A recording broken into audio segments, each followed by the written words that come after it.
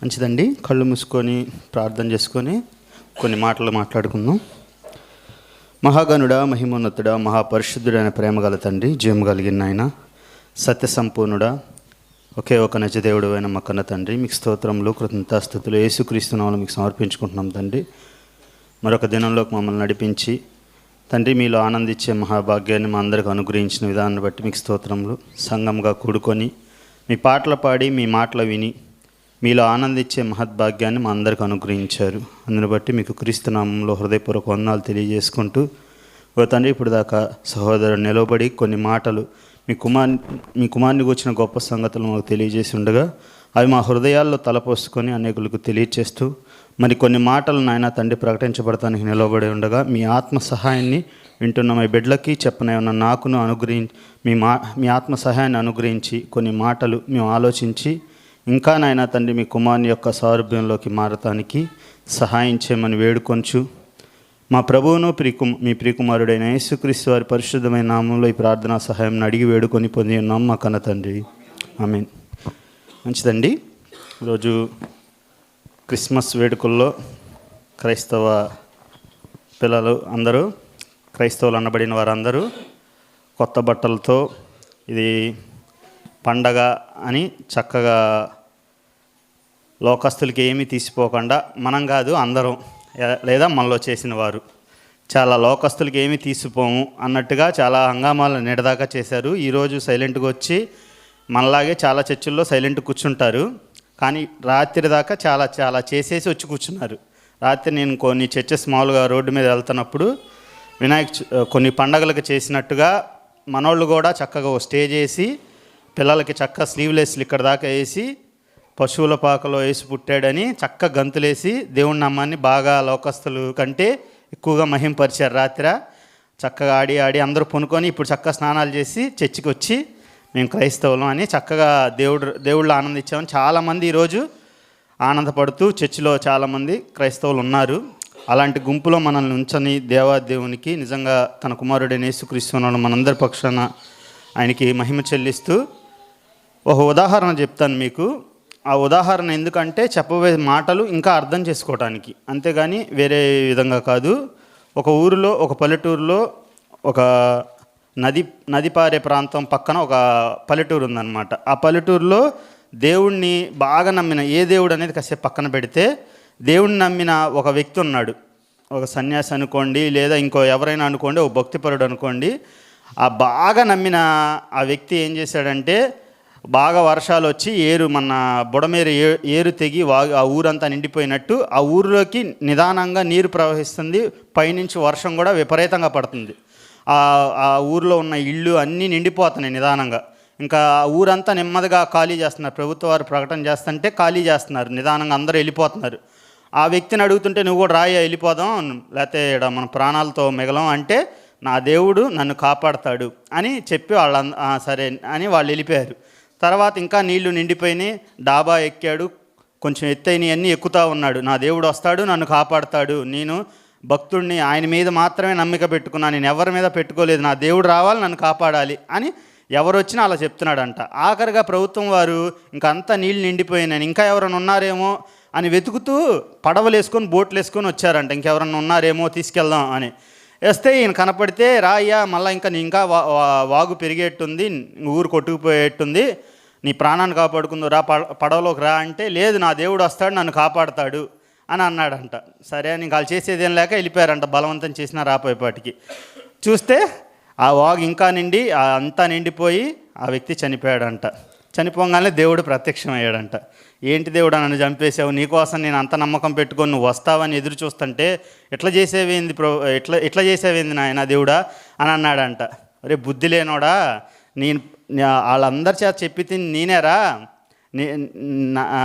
నా మాట నేను చెబితేనే వారు వచ్చారా నీ దగ్గరికి, నేను కాపాడటానికే పంపించాను రా అన్నాడంట. నా రావటం అనేది నువ్వు గుర్తించలేకపోయావు అన్నాడంట. ఆడు ప్రాణం కోల్పోయాడు. అంటే ఈరోజు క్రైస్తవులు కూడా ఎలా ఉన్నారంటే, నిజం చెప్పాలంటే దేవుడు మన జీవితాల్లో ఎలా పనిచేస్తున్నాడా అనేది మర్చిపోయారు. దేవుడు నా జీవితంలో ఇలా పని చేయాలి, లేదా దేవుడు నా జీవితంలో ఇలా కార్యం చేయాలి, దేవుడు నా జీవితంలో ఇలా ఆశీర్వదించాలి, దేవుణ్ణి నేను ఇలా ఆరాధిస్తాను, దేవుడు నేను స్టేజ్లు కట్టి ఈరోజు ఇలా ఎగురుతాను, ఇలాగే దేవుడు యాక్సెప్ట్ చేయాలి నన్ను. నేను లోకంలో చేయాల్సినవన్నీ దిక్కుమాలిన పనులన్నీ చేసి ఆదివారం వచ్చో పండగ రోజు వచ్చో దేవుడిని ఆరాధిస్తా. దేవుడు ఏం చేయాలి? తీసుకోవాలి, నన్ను యాక్సెప్ట్ చేయాలి, నా కానుకను స్వీకరించాలి, నన్ను ఆశీర్వదించాలి. దేవుడు నేను అనుకున్నట్టు ఉండాలనుకుంటున్నాడు, కానీ అసలు దేవుడు ఏ విధంగా మన పట్ల ఉంటాడు, దేవుడు వైఖరి ఎలా ఉంటుంది అనేది మర్చిపోయి దేవుడు నేను అనుకున్న విధంగా ఉండాలి. నేను ఏం చేసినా, నేను 10 మందిని తిట్టి చర్చిలోకి వచ్చి చక్కగా క్షమించయ్యా అని ఇంక నుంచి నేను కంటిన్యూ అయిపోయినా ఏం పర్వాలేదు, దేవుడు నన్ను క్షమించేస్తాడు. లేదా మనం వ్యాపారాలు చేస్తూ ఉంటాం, పనులు చేస్తూ ఉంటాం, అక్కడ అన్యాయం లోకస్తుల కంటే విపరీతంగా చేసేసి వచ్చి క్షమించయ్యా, ఇందులో నీకు కొంచెం వాటా వేస్తాను, నన్ను క్షమించేసి నన్ను ఇంకా ఆశీర్వదించయ్యా అని మనం ప్రార్థన చేసుకుని అలా వెళ్ళిపోతున్నాం అంటే దేవుడు ఎలా అర్థమయ్యాడు మనకి? ఇలా కూడా దేవుడు నన్ను దీవిస్తాడు, నన్ను యాక్సెప్ట్ చేస్తాడు. అసలు ఇదంతా పక్కన పెట్టి దేవుడు మన జీవితంలో ఎలా పనిచేస్తాడు, అసలు దేవుడు మనల్ని ఎలా ఆరాధించాలి, అసలు దేవుడు మన జీవితాల్లో ఎలా కార్యం చేస్తాడు అనేది ఆలోచించకుండా ఈరోజు సమాజం ఎలా తయారైందంటే సత్యవాక్యం తెలుసుకున్న వారు కూడా వాళ్ళు ఏం తీసిపోలా, దేవుడు ఇలాగే చేయాలనుకుంటున్నారు, కానీ దేవుడు ఎలాగనుకుంటున్నాడు, అసలు దేవుడు నా జీవితంలో ఎలా పని చేయాలనుకుంటున్నాడు అది మర్చిపోయారు. అది మర్చిపోయి దేవుడు నన్ను ఇలాగే చేయాలని చెప్పి ఈరోజు వ్యర్థారాధన చేస్తున్నారు చాలామంది. సత్యం తెలిసిన వాళ్ళు కూడా ఏదైనా కష్టం వచ్చిందంటే దేవుడు ఏంటో నేను ఇంత సత్యంగా ఉన్నా ఇలా చేస్తున్నాడు, ఇలా ఎందుకు చేస్తున్నాడు అని ఆలోచించట్లా. అంటే సమాజం అలా తయారైపోయింది. మనం అలా ఉండకూడదు. ఈరోజు క్రిస్మస్ అని మనం ఇలా జరుపుకుంటున్నాం, కానీ నిన్న లేనిది రేపు లేనిది ఇవాళ ఏమన్నా ప్రత్యేకత ఉందా రోజులో? ఏమీ లేదు. నిన్న ఉన్నదే ఇవాళ ఉన్నది రేపు ఉంటుంది, కొత్తగా ఏముండదు. కొత్తగా ఏముందంటే మరొక దినంలోకి మనందరం ఆయుష్ కలిగి భూమి మీద ఇంకా నూకలు ఉన్నాయి. అదే మనకు పెద్ద భాగ్యం తప్పించి అంతకంటే పండగ ఏముంటుంది చెప్పండి? మనం ప్రాణాలతో ఉండటం కంటే పండగ ఇది మర్చిపోయి ఈరోజు ఏదో అసలు గొప్ప రేపు మళ్ళీ ఏం లేనట్టు బోసి మొహాలు వేసుకొని ఇవాళ ఏదో పండగ కాబట్టి అన్నీ చేయాలని హంగు ఆర్భాటాలు అన్నీ చూపిస్తున్నారు. రేపు మళ్ళీ మౌలే అన్నట్టు ప్రతి దైవజనులు సెమీ క్రిస్మస్ వేడుకలు అన్నీ చెప్పిందల్లా ఏంటంటే ప్రతిరోజు మనకి క్రిస్మస్సే, ప్రతిరోజు మనం పండగ చేసుకోవటమే, మనకు దండగ ఏం లేదు, మనతో ప్రభువు ఉన్నాడు, మనకు ప్రతిరోజు పండగేగా, ఇవాళ ఏదో కొత్తగా అయినట్టు ఎందుకు ఇలా చేస్తున్నారు? లోకస్తుల కంటే విపరీతంగా ధనాన్ని ఖర్చు పెట్టి వేస్ట్గా ధనాన్ని వేస్ట్ చేస్తున్నారు, కానీ పనికొచ్చే పనుల కోసం చేయట్లేదు అనే చెప్తూనే ఉన్నారు దైవజనులు. అలాగే మనం ఈరోజు ప్రభువారి యొక్క పరలోకం నుంచి ఆయన భూమి మీదకి ఎలా వచ్చాడు? ఆయన శరీరముతో మన వంటి మట్టి దేహాన్ని ధరించుకొని వచ్చాడు. ఆ మట్టి దేహాన్ని ఎందుకు ధరించుకోవాల్సి వచ్చింది అనేది ఆలోచన పక్కన పెట్టేసేసి వచ్చాడని ఎగురుతున్నాం, కానీ అసలు ఎందుకు వచ్చి ఆయన ఏం చేశాడు అని ఎవ్వరు ఆలోచించట్లా. ఇప్పుడు పాపము మనుషులు చేశారా, అంతకుముందు ఎవరైనా చేశారా? అసలు పాపం ఫస్ట్ ఎలా ఎంటర్ అయింది చెప్పండి?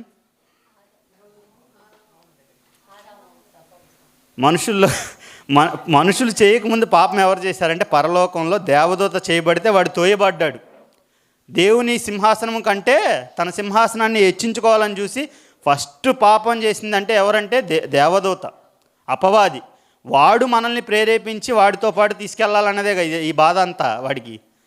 ఫస్ట్ చేసింది వాడు, తర్వాత మనం చేసాం ఆదావమ్మ, తర్వాత మనం ఏం తీసిపోనట్టు మనుషులందరూ ఏ భేదం లేదు, అందరూ పాపం చేసి దేవుడు అనుగ్రహించిన మహిమను పొందలేకపోతున్నప్పుడు దేవదూత పాపం చేసినప్పుడు యేసుక్రీస్తు వారు దేవదూత స్వరూపంలో పుట్టి దేవదూత పోలికలుగా ఆయన పుట్టి వారి కోసం ప్రాణం పెట్టాడా? పెట్లా. ఒక మనిషి పాపం చేసినప్పుడు దేవుడు ప్రేమించి మనుషులు పోలికగా పుట్టి దాసుని స్వరూపం ధరించుకొని తన్ను తాను తగ్గించుకున్నాడు. అసలు ఎంత గొప్పతనో చూడండి. దేవుడు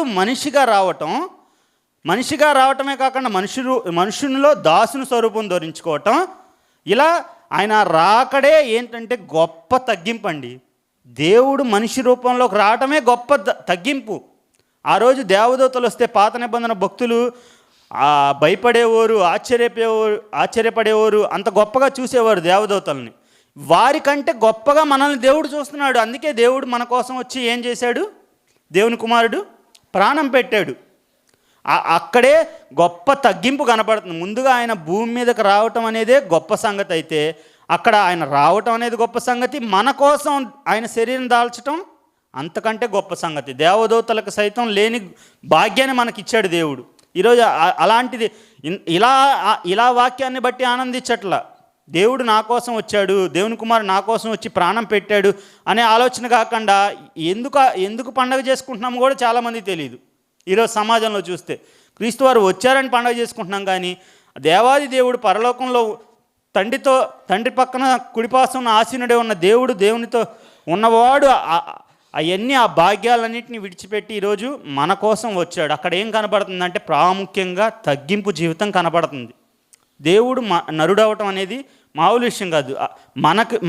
మనం పడుతున్న పాటలన్నీ ఇప్పుడు మనం ఏమనుకుంటాం, వీటన్నిటి నుంచి వెసులుబాటు దొరకాలి, అసలు ఈ కష్టాలు ఉండకూడదు, ఈ జీవితం ఉండకూడదు, తొందరగా పరలోకం వస్తే ఎట్టగొట్ట భక్తితో చనిపోయి ఆయనతో ఆనందించవచ్చు అనే ఒక టైంలో అయినా అనుకొని ఉంటాం మనం. తొందరగా ఇవన్నీ ఎంత తొందరగా అయితే అంత తొందరగా భక్తిలో ఉండి చచ్చిపోయి పరలోకం వెళ్ళిపోవాలి, ఆ పరదేశంలోకి చేరిపోవాలి అని అనుకుంటాంగా. కానీ ఆయన ఆ స్థితిలో నుంచి మన స్థితిలోకి వచ్చాడు. మన స్థితిలోకి దిగి మన మీద ఉన్న పాప భారాన్ని అంతా తీసివేయటానికి మానవాళ్ళ రక్షణ కొరకు ఆయన తగ్గించుకున్నాడు. ఆయన్ని ధరించుకున్న మనము ఈరోజు మనకేం లేదంటే తగ్గింపు జీవితం లేదు. క్రైస్తవుల్లో తగ్గింపు జీవితం లేదు. ఆయన తగ్గించుకొని మన కోసం ఆయన ఈ భూమి మీదకి వచ్చి మీరు ఏ వాక్యం చెప్పినా, ఆయన ఏ బోధ చేసినా ఆయన ఏం చేశాడు? తండ్రి నాకు అప్పగించిన దాన్ని నేను ప్రకటించాను, ఆయన నామాన్ని ఇక్కడ మహింపరిచానంటాడు. అంతేగాని ఆయన ఎక్కడ హెచ్చించుకోవాలా. ఆఖరికి వెళ్ళిపోయే సమయంలో ఏం చేశాడు? ఆయన శిష్యుల పాదాలు కడిగి మీరు కూడా ఇలా ఉండాలని ఒక రోల్ మోడల్గా పెట్టారు. కానీ అది కూడా అర్థం కాక దాన్ని కూడా కొంతమంది ఏం చేశారు, వరుసగా పాదాలు కడిగే కార్యక్రమం మొదలుపెట్టారు. ఆ భావం అర్థం కావట్లా. అరే సహోదరులుగా మీరు ఇంత ఇదిగా ఉండాలి, నేనే మీ పాదాలు కడిగానంటే మీరు ఇంకెలా ఉండాలి అనే భావాన్ని వదిలేసి ఏం చేశారంటే ఈరోజు ఆ పాదాలు కడగటం కూడా ఆ రోజు వచ్చి నలుగురు సహోదరులను కూర్చోబెట్టి నిజంగానే పాదాలు కడుగుతున్నారు. ఆ భావం అర్థం కావట్లా.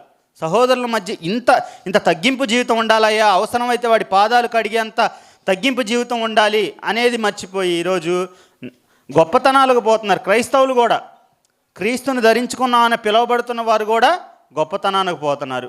ఈరోజు చర్చికి వచ్చి బాగా అంగు ఆర్భాటాల్లో ఉన్నారు కదా, ఎందుకమ్మా ఇలాంటి డ్రెస్ వేసామంటే ఏమంటారు చెప్పండి? వాళ్ళు నా ఇష్టం, నా పండగ అండి ఇవాళ, నా ఇష్టం. ఏందమ్మా చర్చికి రావట్లేదంటే నా ఇష్టం. పండగ రోజు ఇంతమంది వస్తున్నారు, వచ్చే ఆదివారానికి ఇంతమంది లేరు, కొత్తగా వచ్చే వాళ్ళందరూ మళ్ళీ ఆగిపోతారు. ఎక్కడన్నా కనపడ్డారనుకో ఏందమ్మా రావట్లా, మన వచ్చావంటే ఏమంటారు? ఏందయ్యా రావట్లేదంటే ఏమంటారు? నా ఇష్టం అయ్యా, నా కుదరలా అంటే నా ఇష్టం నా అని పాడేవాళ్ళు ఇప్పుడు చనిపోయిన తర్వాత దేవుడు ఇంకో పాట దేవునికి ఇంకోటి వస్తుంది వాళ్ళకి. ఇక్కడ అంతా నా అని బతికారనుకోండి, ఏదైనా వాక్యానికి విరుద్ధం వచ్చినప్పుడల్లా ఎందుకంటే ధనవంతుడు ఏం చేశాడు? ఈ భూమి మీద ఉన్నప్పుడు అబ్రహాం గారితో లాజర్ని పంపించి ఒక నీటి బొట్టేయమంటే ఏమన్నాడు? నీ జీవిత కాలం ముందు నీ ఇష్టం వచ్చినట్టు సుఖం అనుభవించితివి, ఇప్పుడు వేదన పడుతున్నావు. అలాగే ఇంకొక అతను కూడా కొట్లలో కూర్చుకొని నా ప్రాణమా తినుము సుఖించుము అన్నాడు. నా ప్రాణం. ఇప్పుడు ఈరోజు కూడా మనం అంతే కదా, నా డబ్బులు కాబట్టి, నా ధనం కాబట్టి, నా బిర్యానీ నేను కొనుక్కొని తింటాను, నా లగ్జరీ లైఫ్ నేను అనుభవిస్తాను, నా దేహాన్ని నేను సుఖపెట్టుకుంటాను అని నా పాట చాలామంది పాడుతున్నారు ఈరోజు. ఎందుకు చర్చికి రాలేకపోతున్నారు? ఎందుకు మీటింగ్స్ రాలేకపోతున్నారు?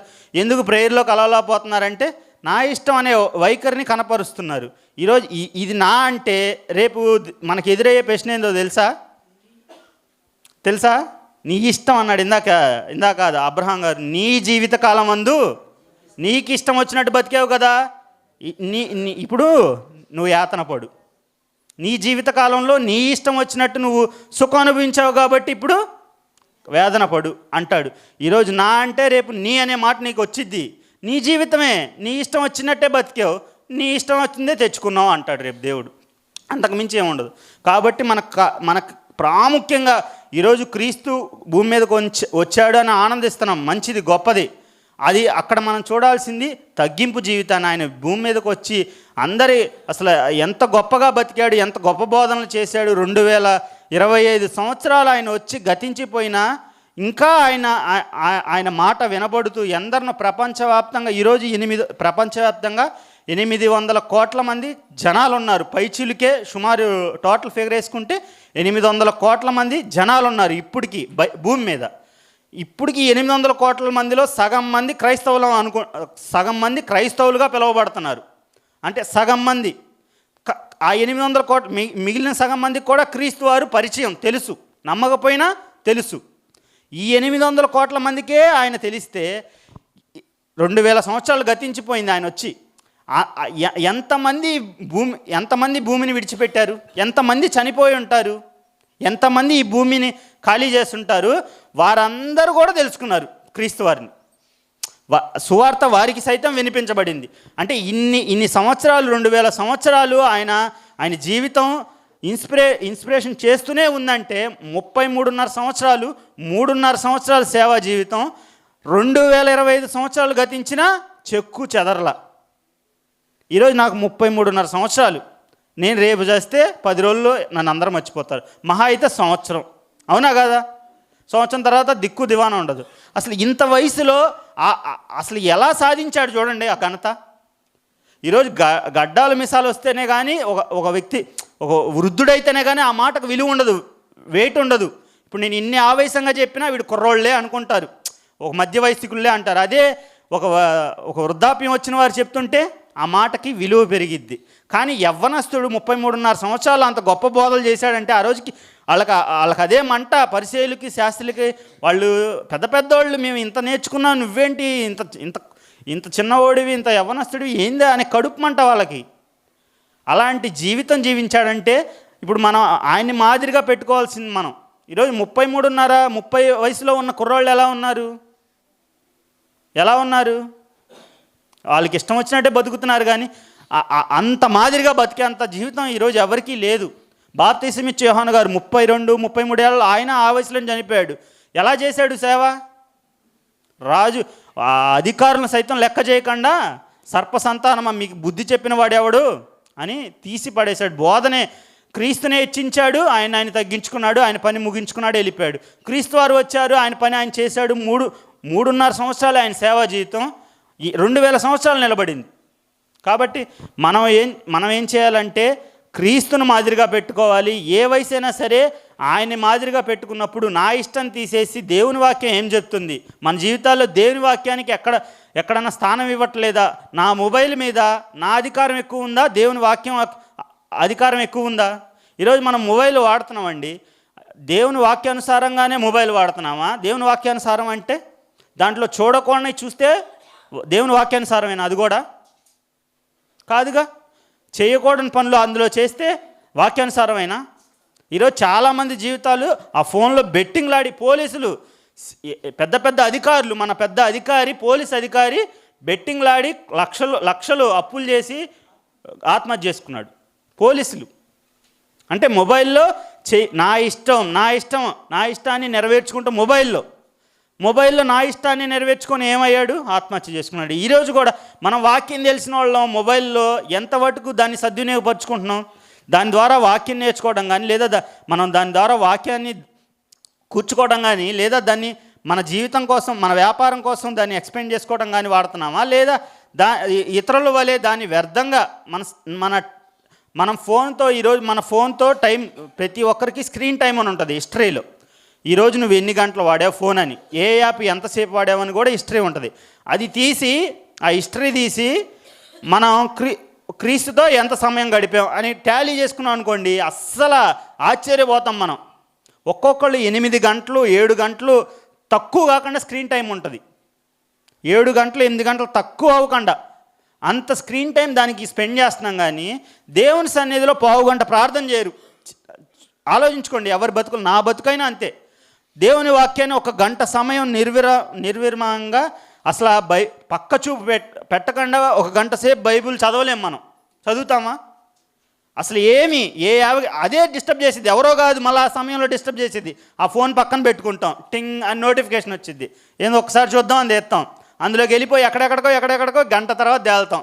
ఆ గంట అయిపోయిందిలే తీసేద్దాం, ఇది అయిపోయింది. ఆ సమయాన్ని కూడా అది కిల్ చేసేస్తుంది. అంటే ఈరోజు మనం అలాగే వ్యాపారంలో కూడా మనం వ్యాపారం చేస్తున్నప్పుడు లోకస్తులాగే చేసి, లోకస్తులు అన్యాయం చేస్తున్నట్టే చేసి మనం చేసామనుకోండి, దాన్ని కూడా దేవుని వాక్యానుసారం చేసినట్టు కాదు. మన వ్యాపారంలో, ఇంటి పక్కన వారితో, కుటుంబంలో, మన ఫోన్లో అన్నిటికీ నా ఇష్టం కాదు ఇక్కడ పెట్టాల్సింది. ఇక్కడ మనం పెట్టాల్సింది దేవుని ఇష్టం ఏంటి, ఇక్కడ వాక్య సత్యం ఏంటి, ఇక్కడ వాక్యం ఎలా నడవమంటుంది, వీరితో వాక్యం ఎలా మాట్లాడమంటుంది, వీరితో వాక్యం ఏం చెప్పమంటుంది, వాక్యానికి వేయాలి. ఇక్కడ నా కాదు, నా ఇష్టం తీసేయాలి. నా ఇష్టం తీసి వాక్యాన్ని పెట్టాలి. ప్రభువారు అదే చేశాడు. నా ఇష్టాన్ని నెరవేర్చుకున్నటకు ఈ భూమి మీదకి రాలేదు, తండ్రి చిత్తాన్ని నెరవేర్చుటకు వచ్చానంటాడు. సమరయ స్త్రీ దగ్గర మాట్లాడుతున్నప్పుడు శిష్యులు ఆహారం తెచ్చినప్పుడు ఏమంటాడు ఆయన తండ్రి పనిని కడముట్టించటే నాకు ఆహారం అన్నాడు. అంటే ఆహారం కూడా దేనికోసం త్యాగం చేశాడు ఆయన? దేవుని పని కోసం. మన ఆహారం ఎప్పుడైనా దేవుని పని కోసం త్యాగం చేశామా? మన ఆహారం ఎప్పుడైనా దేవుని పని కోసం త్యాగం చేశామా?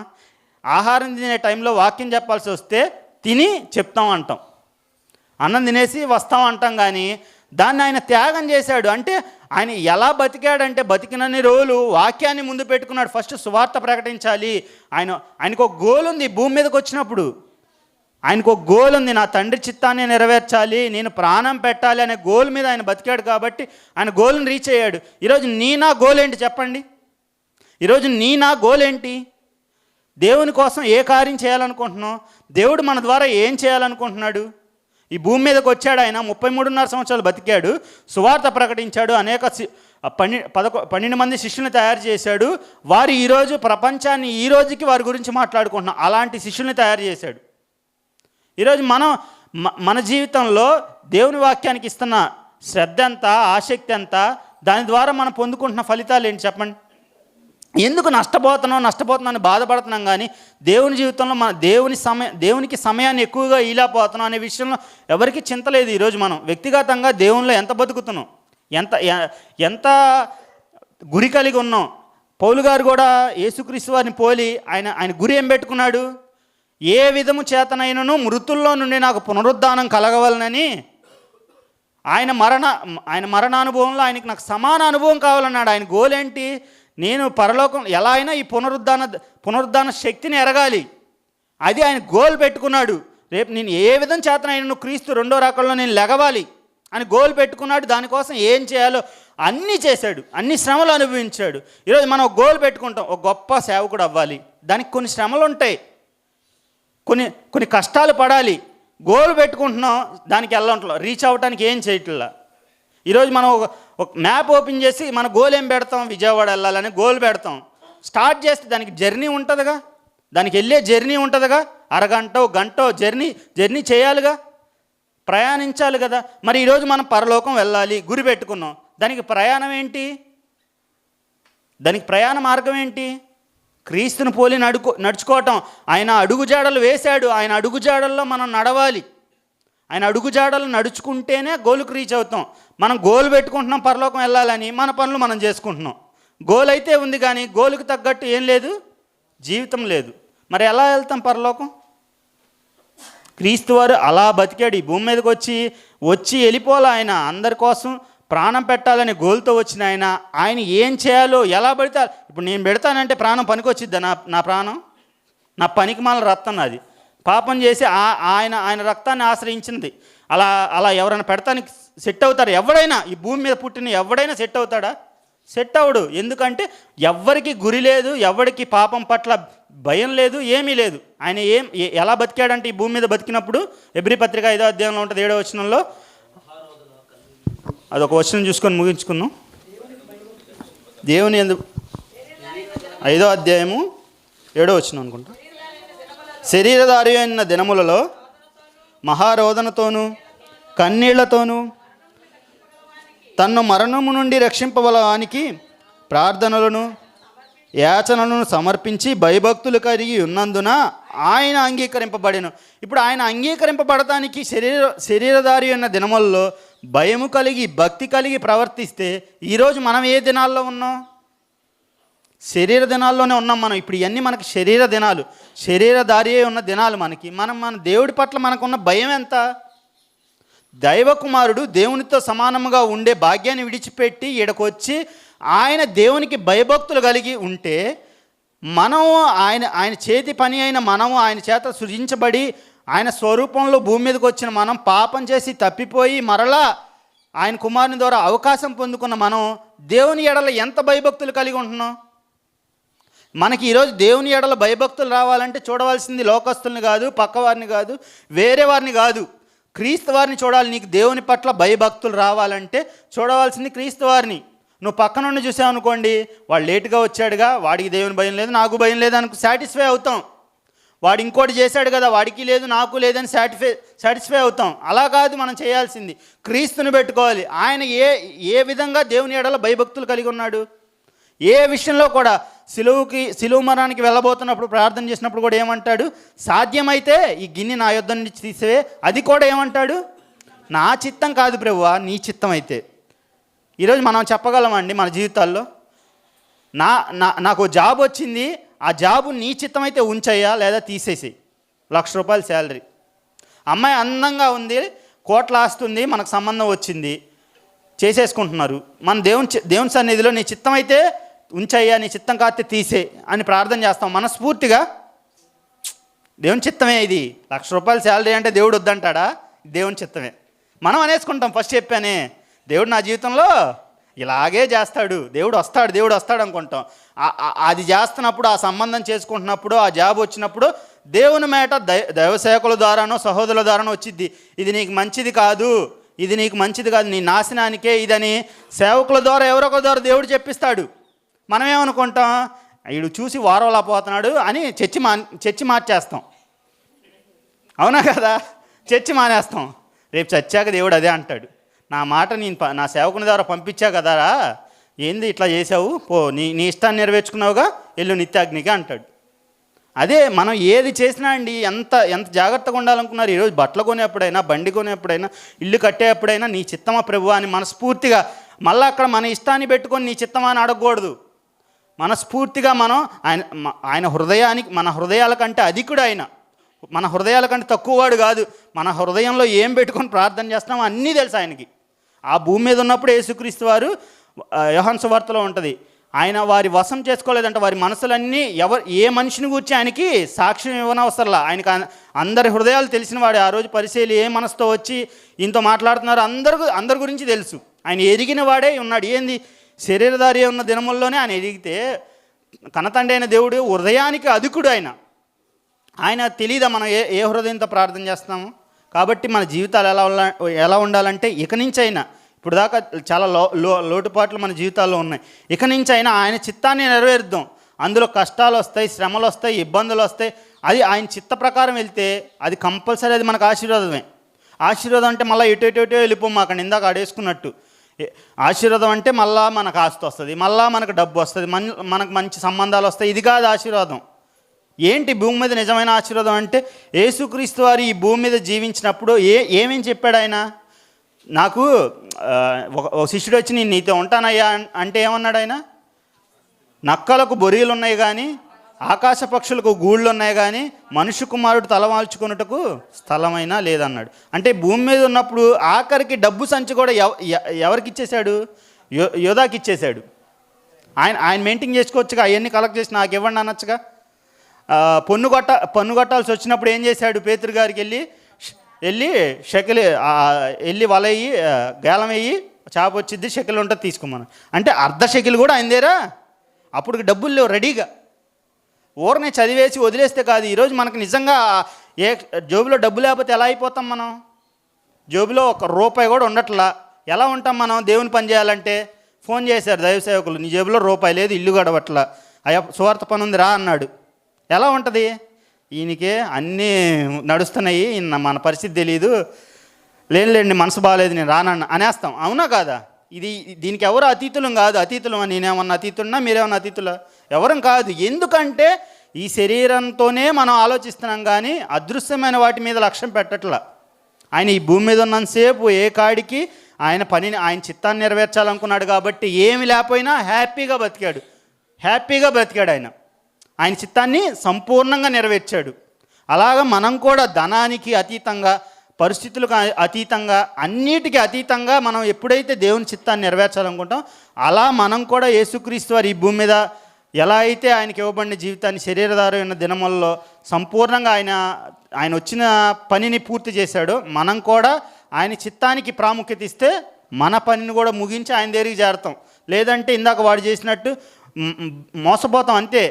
వెళ్తున్నాం కదా, చర్చికి వెళ్తున్నాం కదా, కానుకిస్తున్నాం కదా, అప్పుడప్పుడు కూడికలకి వెళ్తున్నాం కదా, ప్రార్థన చేస్తున్నాం కదా, బైబిల్ చదువుతున్నాం కదా అనే భ్రమలో ఎక్కడికి వెళ్ళిపోతామంటే నరకానికి వెళ్ళిపోతాం. ఎందుకంటే మన ఇష్టం ప్రకారం బైబిల్ చదువుతాం, మనకు నచ్చితే కూడికి వస్తాం, మనకు నచ్చితే ప్రార్థన చేస్తాం, మనకు నచ్చితే సాయం చేస్తాం. అవునా కాదా? మనకు నచ్చినంతే చేస్తాం. అవునా కాదా? నిజంగా దేవుని ప్రకారం చేయాలంటే ఈరోజు ఫోన్కున్న స్క్రీన్ టైం కంటే దేవుని సేవలో ఏదైనా, బైబిల్ చదవటం అనే కాదు, దేవుని కార్యక్రమాలు, సహోదరుడికి వాక్యం చెప్పినా, బైబిల్ చదివినా, ప్రార్థన చేసినా, సువార్త కార్యక్రమానికి వెళ్ళినా ఈ టైం ఎక్కువ ఉండాలి అని కోరుకుంటాడు ఒక నిజమైన భక్తుడు. అవునా కాదా? ఒక నిజమైన భక్తుడు దేవుని పనుల మీద ఎక్కువ ఉండాలి మన టైం స్పెండింగ్ అనేది కోరుకుంటాడు. అలా కోరుకోలేదు అనుకోండి, మనం భక్తులం కాదు అని అనుకోవాలి. కాబట్టి ఈరోజు మనం దేవునితో మన వ్యక్తిగత జీవితంలోనూ, అలాగే సంఘ జీవితంలోనూ, సమాజ జీవితంలోనూ అందరికీ మనం క్రీస్తు వారిని కనపరచాలంటే దేవుని చిత్తాన్ని తన కుమారుడైన యేసుక్రీస్తు వారు ఎలా నెరవేర్చాడో మనం కూడా అలా నెరవేర్చి ఆయనకి ఇష్టలుగా బతకాలని ప్రేమపూర్వకంగా మీ అందరికీ మాటలు తెలియజేస్తూ చిన్న ప్రార్థన చేసుకుందాం. మహాగణుడా, మహిమోన్నతుడా, మహాపరిశుద్ధుడైన ప్రేమగల తండ్రి, జయము కలిగిన ఆయన, కృపగల దేవ, మీ బంగారు పాదాలకు ఈ ఉదయకాల సమయంలో మరోసారి క్రీస్తు నామంలో కృతజ్ఞతాస్తుతులు సమర్పించుకుంటున్నాం. తండ్రి, మమ్మల్ని ప్రేమించి తండ్రి మీ అద్వితీయ కుమారుడైన యేసుక్రీస్తు వారిని, మీ జనతైక కుమారుడు అయ్యా, మీరు ప్రేమించిన మీ కుమారుడిని మా కొరకు ఈ భూమి మీదకి 2025 సంవత్సరాల క్రితం పంపించి పాపులమైన మా కొరకు, ఇంకా భక్తిహీనులుగా ఉన్న మా కొరకు ఆయన ప్రాణం పెట్టే విధంగా నాయన ఆయన్ని పంపించారు. వచ్చిన మీ కుమారుడు నాయన తండ్రి తన చిత్తాన్ని ఏమాత్రం నెరవేర్చుకొనక కేవలం నాయన తండ్రి మీ చిత్తాన్ని నెరవేర్చడానికి ఈ భూమి మీద 33.5 సంవత్సరాలు బతికాడు. ఆ పాపుల అందరి నిమిత్తం ప్రాణం పెట్టాడు. మీ చిత్తాన్ని నెరవేర్చి మీ నామాన్ని మహింపరిచాడు. ఆయన్ని ధరించుకున్న మేము, ఆయన వారమై ఉన్న మేము నాయన తండ్రి, మేము కూడా నాయన తండ్రి నీ చిత్తాన్ని నెరవేర్చినప్పుడు, మీ కుమారుని యొక్క అడుగు జాడల్లో నడిచినప్పుడు మీ నామానికి మహిమ వచ్చిద్దని కొన్ని మాటలు మేము తెలుసుకొని ఉన్నాం. ఇక నుంచి నాయన ఇప్పుడు దాకా మేము నాయన తండ్రి మీకు మీ ఇష్టాన్ని కాక మా ఇష్టాన్ని నెరవేరిస్తే నాయన తండ్రి క్షమించండి, మన్నించండి. ఇక నుంచి అయినా మంచి నిర్ణయాలు తీసుకొని మీ చిత్తాన్ని నెరవేర్చుటే వైపు మీ కుమారుని పోలి నడుచుకుంటూ మా అందరికీ మీ ఆత్మ సహాయాన్ని అనుగ్రహించమని వేడుకొంచున్నాము తండ్రి. మమ్మల్ని నాయన తండ్రి మీ మాటలు వినే భాగ్యంలోకి నడిపించారు. అనేకులు క్రీస్తు వారం అనబడుచు నాయన తండ్రి పాటలు, మ్యూజిక్, డీజేలు పెట్టుకొని మాటలు వినకుండా నాయన తండ్రి జీవాన్ని ఇచ్చే మీ మాటలు వినకుండా వ్యర్థంగా మిమ్మల్ని ఆరాధిస్తున్నారు తండ్రి. సమాధానము లేని సమయంలో సమాధానం అని చెప్పుకొంచు ఆ రోజు నాయన తండ్రి పాత నిబంధన భక్తులు దొంగ బోధకుల చేత ఎలా మోసగించబడ్డారో ఈరోజు కూడా సమాజం అలాగే ఉంది. మాకైతే నాయన తండ్రి సత్యాన్ని వినిపించారు. అందును బట్టి మీకు స్తోత్రములు, కృతజ్ఞతాస్తుతులు సమర్పించుకుంటూ ఇప్పుడు దాకా ఈ కార్యక్రమంలో మీరు తోడుగా ఉన్నారు. ఇక జరగబోవు కార్యక్రమంలో కూడా మీరే తోడుగా ఉండి మీరే మహిమ, ఘనత, ప్రభావాలు మా అందరి ద్వారా పొందుకోనమని మా ప్రభువును రారాజైన యేసుక్రీస్తు వారి పరిశుద్ధమైన నామంలో ఈ ప్రార్థన మనవులు అడిగి వేడుకొని పొంది ఉన్నాం మా కన్న తండ్రి. ఆమేన్. ఓపికగా ఉన్న మీ అందరికీ అవకాశం ఇచ్చిన దైవజనులకి క్రీస్తు నామంలో హృదయపూర్వక వందనాలండి.